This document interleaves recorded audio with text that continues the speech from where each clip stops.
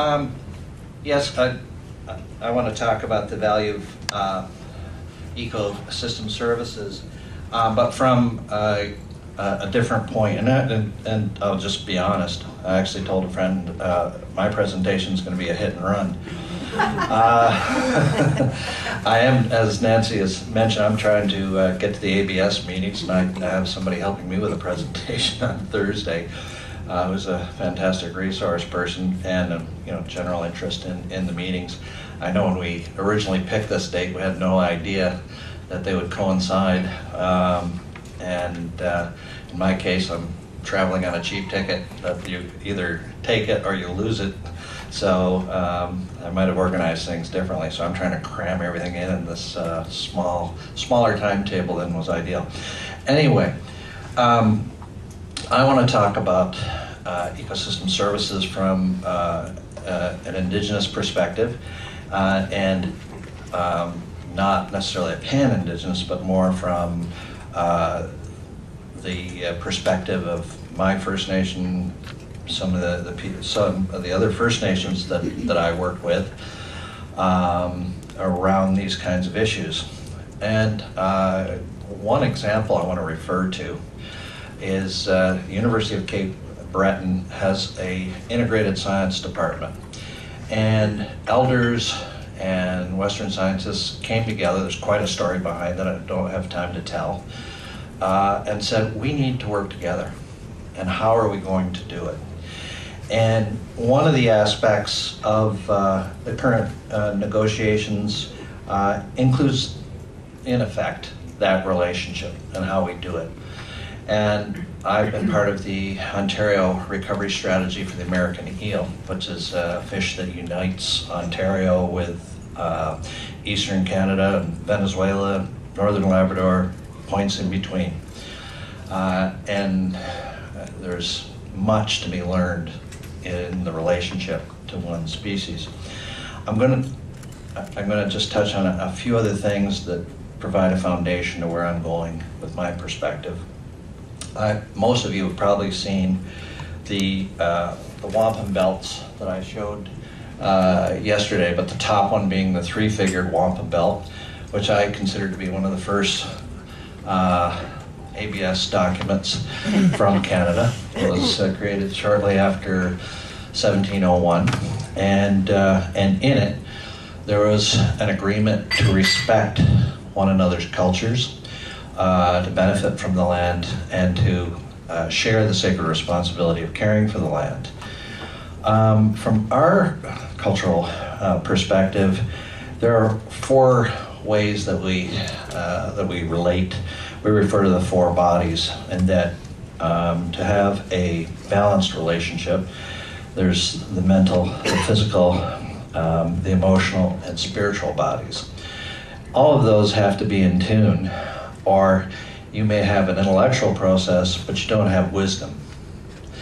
And so for us, take the American eel, for example. Well, the American eel provided food. In fact, there was no other source of food that preserved as well, no other source of protein that preserved as well for overland travel. Voyageurs picked up on that and learned and adapted and carried that source of food for travel. Depending on when you harvested it, it was the base for a huge range of medicines.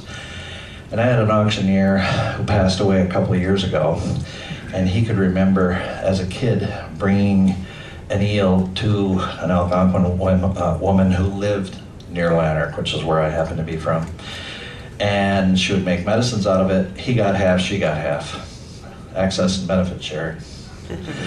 So food, medicine, waterproof material, used anywhere from bags to bow grips to you name it. In fact, the backing of these ancient wampum belts. But it was also, there was a ceremonial relationship. And to this day, in places where eel are extirpated in Ontario, there are eel rivers. The Ojibwe have eel clans, but no eel in some cases. largely because of the hydro dams and because development did not look holistically at ecosystems and did not consider the intrinsic value, the broader values, certainly to the First Nations peoples who had that relationship. But I also know from my own research that those relationships were shared. And I had settler families that came to my place and fished eel up until mid-90s. And two gentlemen who were still fishing eel, and they were nearly in their 90s. And they, and as far as I'm concerned, though they may not have articulated it, understood that spiritual relationship, that emotional relationship to that species.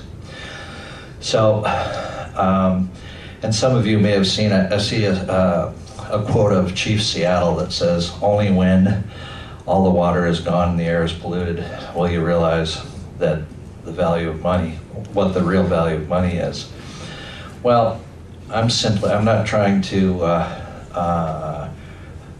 suggest that we haven't got to find a variety of ways at looking at what I refer to in Algonquin as Gino-Daganuk, the web of life, and all that's contained within it. But I caution looking at the value of biodiversity only in what I would call financial terms, because I think we've lost the eco and economic anyway.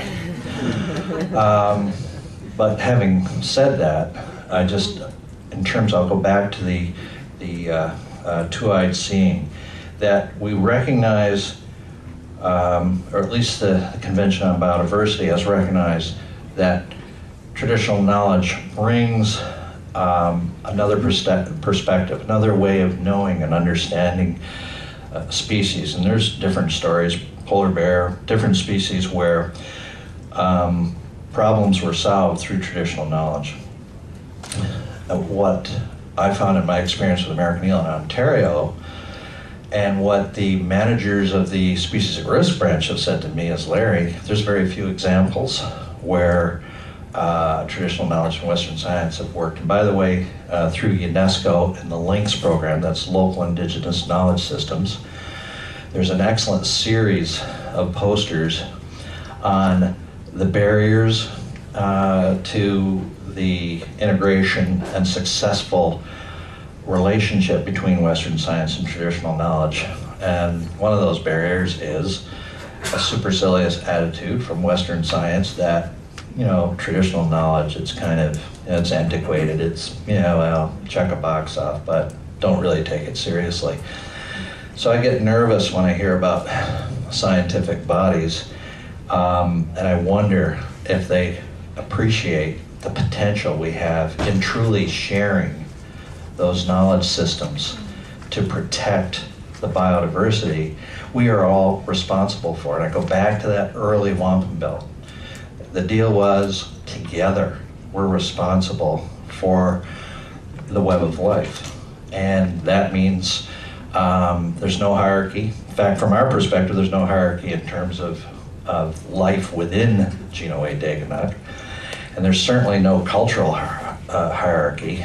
And part of achieving the protection that we need to achieve in terms of that sacred responsibility, in terms of the importance, the value, what kind of value, what dollar value do you put on the life of your child or your grandchild and beyond. And that's hugely, in my view, important. We can't lose sight of that relationship, that commitment, that responsibility. So it's a caution. It's looking, the commodifying that web is, if that helps people wake up to its importance, that's a good thing. But we better be aware that there are multidimensional ways of looking at that, looking at our ecosystems, looking at our web of life, and valuing it and understanding how important it is to protect it. I don't think there's anything more important. I'm not aware of anything any more important. Miigwech, thank you.